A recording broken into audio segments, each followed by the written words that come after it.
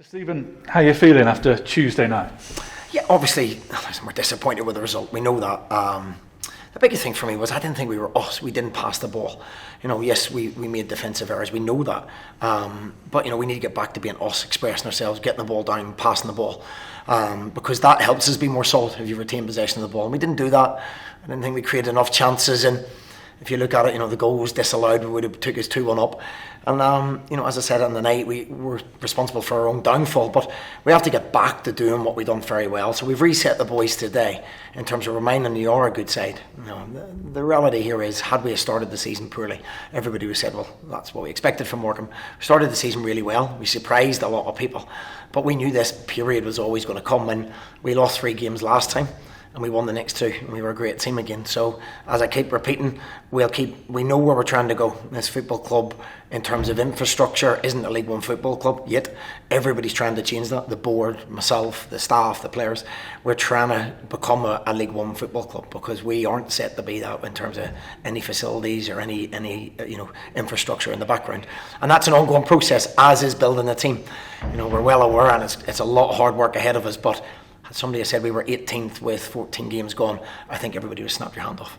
So in terms of the emphasis going into Saturday's game, is it still that mental side of things that, as you say, reminding them that they are a good group of players? Yeah, listen, we're a very young, quiet group of boys, and confidence can go very, very quickly. And what I've done this week is to try and take the shackles off them again.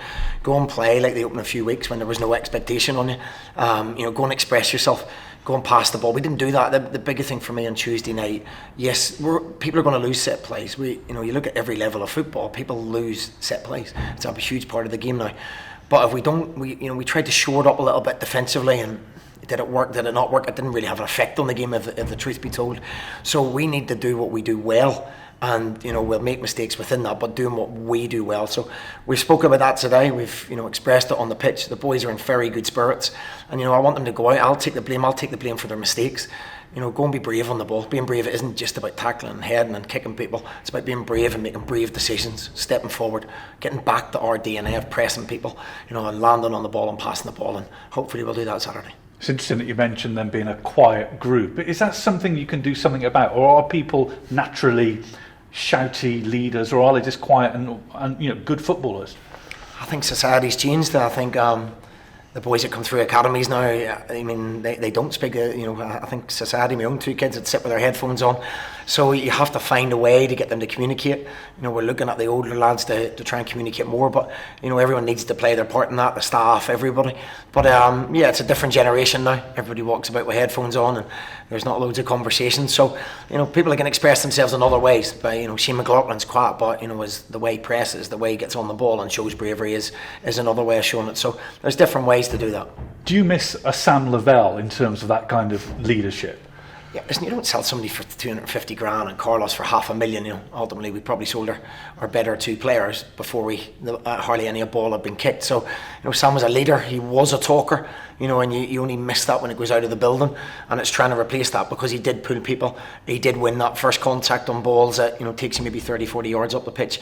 So, but Sam's gone now. It's for other people to step up to that, and we need to do that sooner rather than later.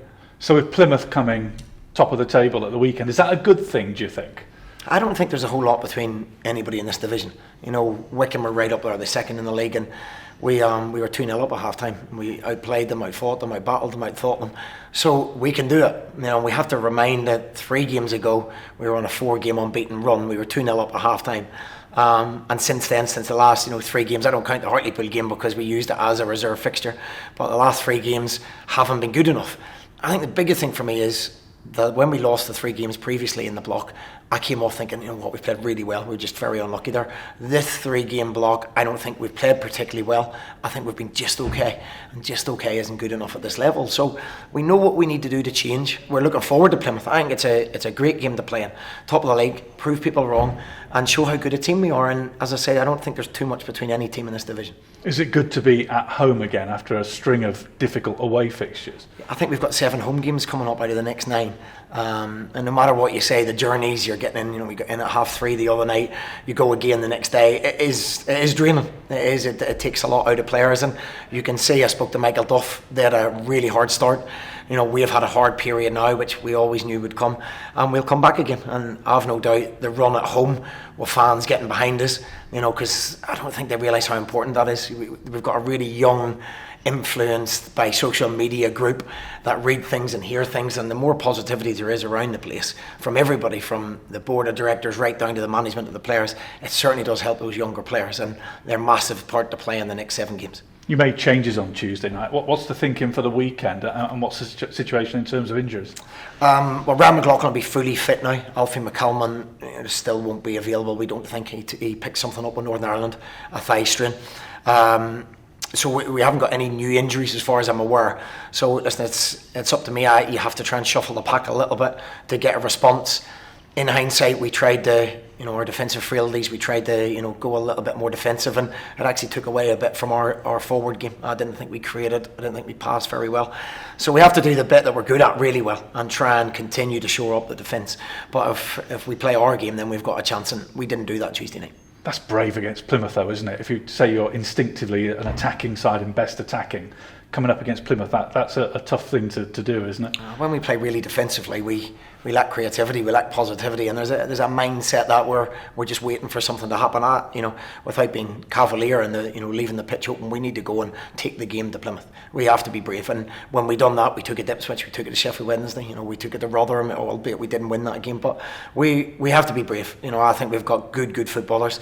There's no point in me trying to change into a long ball team and going direct like was done previous here, because A, it's not the way I do it, and B, we haven't got the players to do that. We've recruited players to play in a 4-3-3 that we're exciting, pressed forward with pace in the team, and we'll continue to do that, and I'm confident we'll win more than we'll lose.